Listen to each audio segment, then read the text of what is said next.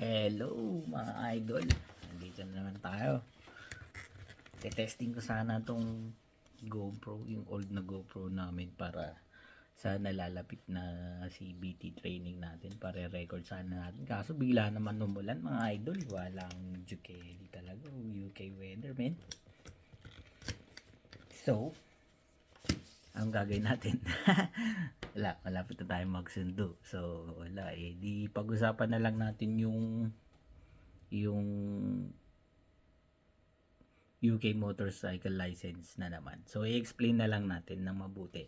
So pagkagaling natin sa ART training school nung nakaraan, bale ang in-explain sa atin is dalawang route kasi yun, direct access tsaka yung progressive access na tinatawag. So dalawang klase yon. Dito sa UK kasi ang licensing ng motorcycle at sasakyan ay magkaiba. So sa motorcycle, dahil motorcycle vlog tayo, mag-concentrate tayo sa mga motorcycles. So sa motorcycle idol, so kung ikaw ay 16 years old and 9 months, pwede ka nang mag-apply ng provisional license. So sa website ng uk.gov, pwede kang mag-apply ng provisional license na kagaya na ito. Kaya takpan natin yung details na. Meron siyang letter L. Siyang letter L doon. Tapos ngayon yung likod. So yung provisional license, apply mo lang yan. Darating na yan sa mail. And then pwede ka nang mag-book ng CBT. So yung compulsory basic training na tinatawag na course. So wala naman siyang exam. Kailangan mo lang kumpletuhin yun at dapat pasado ka dun. Well, dapat pasado meaning approved ka ng training school na ikaw ay safe na magmotor sa daan. Kaso, kapag provisional license lang ang hawak mo at CBT, restricted ka sa 50cc na moped or 4 kilowatt power na motorbike dahil ikaw ay 16 years old pa lamang. So yun ang restriction niya. Tapos ang next step doon pagkatapos ng CBT ay yung motorcycle theory test. So bale dun sa motorcycle theory test, dalawang parts yun. Isang theory kung saan mag-a-answer ka ng questions sa computer. Tapos may hazard perception din siya. And then yung practical test. Sa practical test, ganun din yung restriction mo, ganun din yung motor na sasakyan mong mag-practical test. So 50cc din, maximum 50cc, tsaka dapat below 4 kilowatt power lang na motor ang pwede mong gamitin.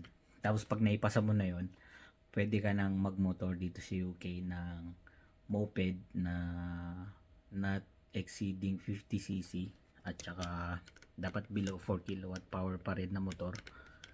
And then pwede ka na rin magsakay ng isa, may pillion passenger ka na. So yun ang route na malayo.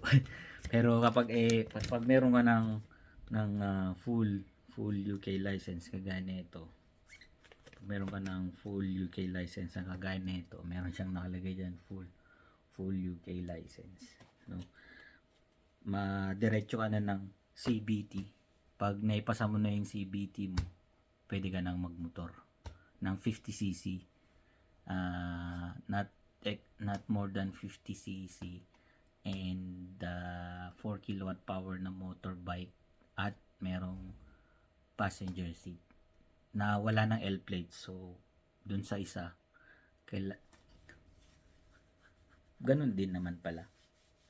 Pag naipasa mo lahat yun, pati yung theory, hindi mo na kailangan ng L plate.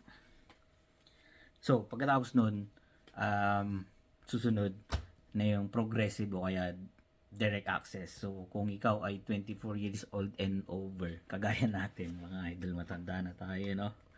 So more than 24 na tayo, so pwede na tayo na mag direct access. So yung direct access, yung pagkaka-explain sa akin ay pagkatapos ng CBT, kailangan ko ng motorcycle theory test. So, Module 1 and Module 2 yun. Kapag naipasa ko na yun, full license na ako. So, yun. Yun yung tinatawag na direct access kung ikaw ay more than 24 years old. So, ibig sabihin nung full license, idol, kahit anong any size, any cc displacement na motor, pwede mo nang i-drive dito sa UK. Tapos pag dun sa progressive naman, 'di ba, nag-umpisa ka sa 16 years old. Pag 17 years old ka na, pwede ka nang after 2 years nung hindi, sa 17 years old pala, pwede ka nang mag-drive ng mag-drive ng A1. So ibig sabihin ng A1, mga motorcycles na hindi A1 ba yun? Basta 125cc na yung maximum na pwede mong i-drive. Tapos sa A2 599 or basta 595cc na motor. Maximum 595cc na motor pwede mo nung i-drive yon. So at that time, dapat 2 years after nung 17 years old, 19 years old ka pa lang pwedeng mag-apply ng A2. And then kapag 2 years old na A2, pwede ka na mag-apply ng A license na pwede ka nang mag-drive ng more than 600cc na motor. Pero hindi lalagpas ng 1,000, parang ganun. Tapos pagka 24 years old ka na, pwede ka na mag-apply.